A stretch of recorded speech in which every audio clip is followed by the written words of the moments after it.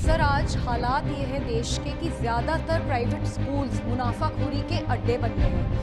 इन schools ने अपनी ही जगह पे दुकानें खोल ली हैं और उन दुकानों में किताबें, कॉपी, पेंसिल, यूनिफॉर्म पेरेंट्स को हायर प्राइस पे खरीदने पे मजबूर किया जा रहा है। नेल्सन मंडेला ने एक बार कहा था, education is the most powerful weapon which you can use to change the world. ये स्टेटमेंट अपने आप में एक गहरी सच्चाई को पकड़ता है, लेकिन इंडियन कॉन्टेक्स्ट में एजुकेशन एक एम्पावरमेंट का टूल बनने के बजाय एक्सक्लूजन का एक मैकेनिज्म बन गया है। पिछले 30 सालों में एजुकेशन की प्राइवेटाइजेशन के साथ ये एक कमोडिटी बन गया है जो सिर्फ उन लोगों के लिए एक्सेसिबल है जो इसे फाइनेंशियली अफोर्ड कर सकते हैं। हम एजुकेशन फॉर ऑल से शिफ्ट होकर एजुकेशन फॉर द फ्यू पर आ गए हैं। अपॉर्चुनिटीज और मोबिलिटी एक्सपैंड करने के बजाय प्राइवेटाइजेशन ने इनइक्वालिटीज को और ज्यादा मजबूत बनाया है और मार्जिनलाइज्ड और ओप्रेस्ड सेक्शंस के लिए नए बैरियर्स क्रिएट किए हैं। आज की इस वीडियो में हम बात करेंगे कि कैसे प्राइवेट स्कूल्स के रूथलेस बिजनेस की वजह से पेरेंट्स और स्टूडेंट्स को फाइनेंशियल और इमोशनल परेशानियां झेलनी पड़ती हैं। Before starting the video please हमें सब्सक्राइब करें और सपोर्ट करें ताकि हम इस तरह के महत्वपूर्ण टॉपिक्स पर और भी कंटेंट ला सकें। आपके समर्थन से हमें इंस्पिरेशन और स्ट्रेंथ मिलेगी।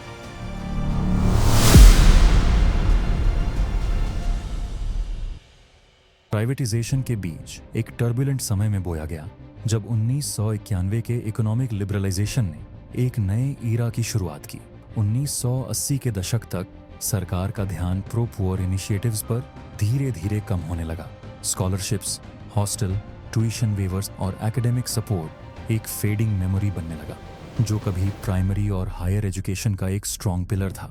गवर्नमेंट अपने कंधों पे बढ़ने वाली हायर और प्रोफेशनल एजुकेशन की डिमांड का बर्डन महसूस करने लगी। अमेंडमेंट्स हुए और प्राइवेटाइजेशन का कॉन्सेप्ट एक इनएविटेबल ट्विस्ट के रूप में उभर आया।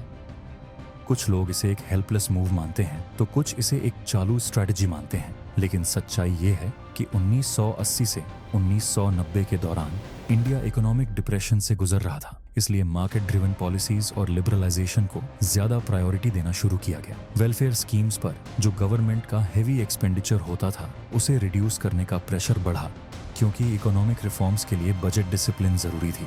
प्राइवेटाइजेशन एक प्रॉमिस के साथ आया इकोनॉमिक फ्रीडम का, लेकिन क्रिटिक्स ने इसे एक प्रॉफिट मेकिंग मशीन कहा जो एम्बिशन के सपनों को एक्सप्लॉइट कर रहा था। ऐसा नहीं है कि गवर्नमेंट ने वेलफेयर स्कीम्स पर स्पेंड करना बंद कर दिया। गवर्नमेंट ने कुछ समय तक वेलफेयर स्कीम्स का बजट लो कर दिया था, जिसके कारण गवर्नमेंट इंस्टीट्यूशंस क्वालिटी, इंफ्रास्ट्रक्चर और करिकुलम के मामले में आगे बढ़ने में पीछे रह गए। प्राइवेट सेक्टर ने इस गैप का लाभ उठाया और अपना पावर शोकेस किया। लास्ट 3 डेकेड्स में प्राइवेट इंस्टीट्यूशंस जंगल की आग की तरह फैल गए। स्टूडेंट्स का एनरोलमेंट रिकॉर्ड ब्रेकिंग रहा, लेकिन सवाल यह है, क्या यह एक डेवलपमेंट की कहानी है या एक सिस्टम के टूटने की दास्तान?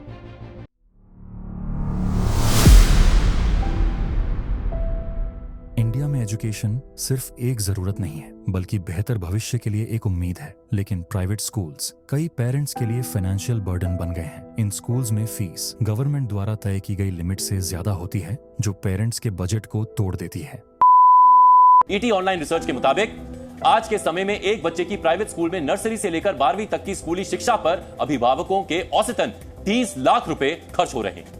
आज के समय में बच्चे की नर्सरी से कॉलेज की पढ़ाई तक अभिभावकों के 1 करोड़ से ज्यादा रुपए खर्च हो रहे हैं। एक अभिभावक जिनका बच्चा प्राइवेट स्कूल में पढ़ रहा है, उन्हें एक बच्चे की पढ़ाई पर हर वर्ष 2,14,000 रुपए से अधिक खर्च करना पड़ रहा है।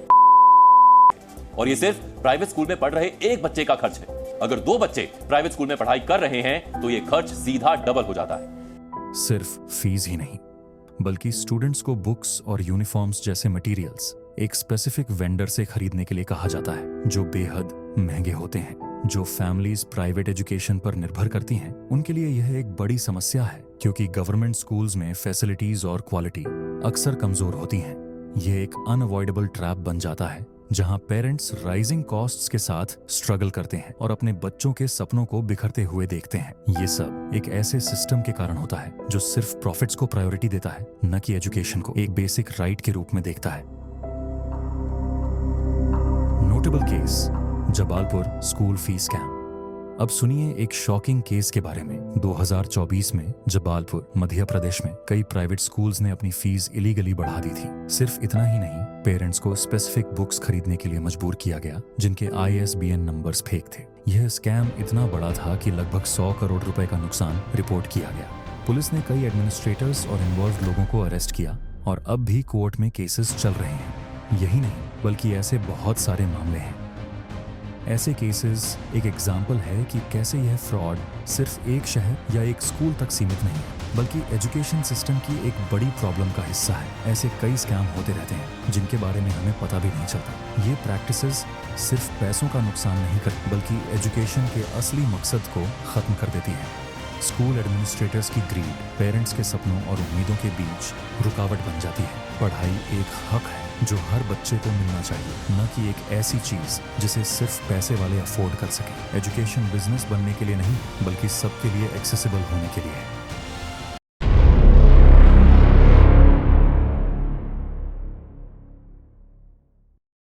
क्या नाम है?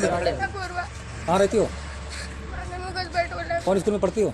बाल विद्या मंदिर। क्या बात हुई थी, क्यों निकाला गया आपको? सर ने हम लोगों की फीस नहीं जमा थी। अभी 2 दिन हुए फीस मांग रहे थे, अभी जमा नहीं हुई थी। हमने वापस घर पे कहा तो पापा आ जाते। अब पेपर नहीं दिया, इन लोगों ने हमको खड़ा रखा है पूरा दिन। पूरा दिन खड़ा रखा। ये तो नॉर्मल केस है, इससे भी भयंकर केसेस इंडिया में आए दिन होते रहते हैं। अब आपको दिखाते हैं एक होनहार छात्र ने कैसे अपनी जान दे दी। एक किसान के बेटे ने खुदकुशी की है। एक वीडियो मैसेज में उसने अपना दर्द रिकॉर्ड किया और ट्रेन के सामने कूदकर जान दे दी। 15 साल के संतोष रेड्डी के पिता किसान हैं। फसल चौपट हो चुकी थी, घर के हालात तंग थे। किसी तरह स्कूल की फीस के 5,000 रुपये का इंतजाम किया, लेकिन 1,000 रुपये फिर भी कम पड़ गए। क्लास में टीचर ने जलील किया और अपने आखिरी शब्द रिकॉर्ड कर संतोष इस दुनिया से चला गया। उत्तर प्रदेश में एक क्लास 9th स्टूडेंट ने फी न भर पाने के कारण अपनी जान ले ली। हरियाणा में एक कॉलेज स्टूडेंट को फीस पेंडिंग होने पर एक्सपेल कर दिया गया और उसकी भी ट्रेजेडी यहीं पर खत्म हुई। ये सिर्फ इंडिविजुअल केसेस नहीं हैं, ये एक बड़े सिस्टेमिक फेलियर को दिखाते हैं। ऐसे बहुत सारे केसेस हैं जिनकी कोई गिनती ही नहीं है। रिपोर्ट्स के मुताबिक इंडिया में हजारों स्टूडेंट्स ऐसे ही प्रेशर्स का सामना करते हैं। इनमें से कई सुइसाइडल थॉट्स और डिप्रेशन फेस करते हैं। 80% स्टूडेंट्स फील करते हैं कि उनके फाइनेंशियल स्ट्रगल्स को स्कूल्स और कॉलेजेस समझते नहीं हैं। मेंटल हेल्थ सपोर्ट अभी भी कई फैमिलीज के लिए इनएक्सेसिबल है।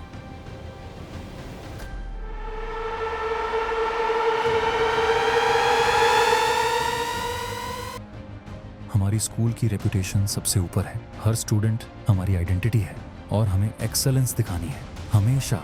पर यह रेपुटेशन का बोझ कब एक बच्चे के कंधों पर ज्यादा हो जाता है पता ही नहीं चलता। इंडिया में कई स्कूल्स का फोकस एकेडमिक रिजल्ट्स और कॉम्पिटिशन्स पर है। हर स्टूडेंट एक नंबर, एक रैंक के रूप में देखा जाता है, लेकिन इस चक्कर में स्टूडेंट्स पर क्या असर पड़ता है? ये प्रेशर बच्चों की मेंटल हेल्थ पर बुरा असर डालता है। एंजाइटी, सेल्फ डाउट और बर्नआउट सिर्फ बड़े लोगों की प्रॉब्लम्स नहीं है, बच्चों के लिए भी ये एक रियल स्ट्रगल है। स्कूल रेपुटेशन के चक्कर में कई बच्चों की इंडिविजुअलिटी दबा दी जाती है। ये समस्या ज्यादा सीरियस है जितना लोग समझते हैं। हमारे बच्चों की सक्सेस सिर्फ मार्क्स और ट्रॉफीज से नहीं, उनके मेंटल और इमोशनल वेलबीइंग से है। स्कूल्स को अपने रूल्स के साथ थोड़ा कंपैशन भी लाना होगा। रेपुटेशन जरूरी है, लेकिन इंडिविजुअल ग्रोथ और हैप्पीनेस उससे भी ज्यादा जरूरी है।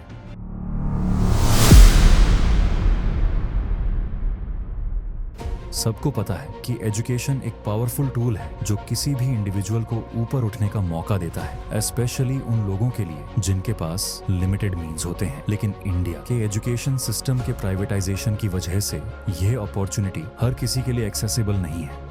प्राइवेटाइजेशन ने क्या किया है? इसने एक ऐसा सिस्टम क्रिएट कर दिया है जिसमें access to high quality education economic means पर डिपेंडेंट है। मतलब पैसा होगा तभी बेस्ट स्कूल्स में एडमिशन मिलेगा। इसका रिजल्ट ये होता है कि मार्जिनलाइज्ड कम्युनिटीज के बच्चे हमेशा पॉवर्टी और लिमिटेड अपॉर्चुनिटीज के साइकिल में फंस जाते हैं। एलिट स्कूल्स का सीन देखो। जो टॉप टियर एलिट स्कूल्स हैं, अनएडेड प्राइवेट स्कूल्स और एक्सक्लूसिव पब्लिक स्कूल्स, उनकी फीस इतनी हाई होती है कि सिर्फ वेल्थिएस्ट लोग अफोर्ड कर सकते हैं। इन स्कूल्स की लोकेशन और फीस अपर क्लास सोसाइटी के फेवर में होती है। साथ ही इनमें रिजर्वेशंस का सिस्टम नहीं होता, जो मार्जिनलाइज्ड कम्युनिटीज के लिए एक और चैलेंज क्रिएट करता है। इस वजह से रिच और पुअर के बीच एजुकेशन एक्सेस का गैप और ज्यादा वाइडन हो रहा है।